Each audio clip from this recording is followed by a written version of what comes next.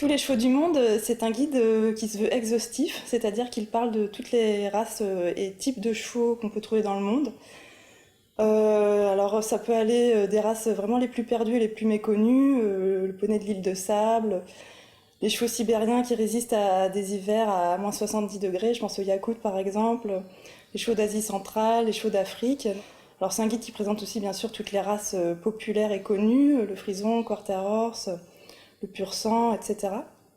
Ça se présente en fait par petites monographies, donc on a essayé d'illustrer pratiquement toutes les races de chevaux. Je crois qu'il y a à peu près 65% des races qui sont illustrées, qui est une première, parce que beaucoup de ces races n'avaient jamais été illustrées auparavant, ce qui a été un travail important de recherche documentaire. Et le texte en fait décrit bien sûr morphologiquement ces chevaux. Il parle aussi des usages qu'on en fait, du caractère qu'ils ont, de son histoire aussi, comment la race s'est créée. Ce dont je me suis rendu compte en écrivant ce guide, c'est que chaque race ressemble un peu au peuple qui l'a créée. C'est assez amusant. Par exemple, les chevaux espagnols sont pleins de brio et de panache, et je pense que quelque part ça parle aussi du peuple espagnol. Finalement, quand une race disparaît, c'est tout un patrimoine qui disparaît, un patrimoine aussi de l'histoire humaine.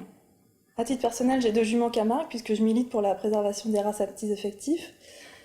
Et avec ces juments, en fait, je pratique une équitation un peu dans la tradition Camargue, puisque j'adore cette équitation camarguaise, et donc j'ai la selle des gardiens, en fait, cette belle selle de type médiéval.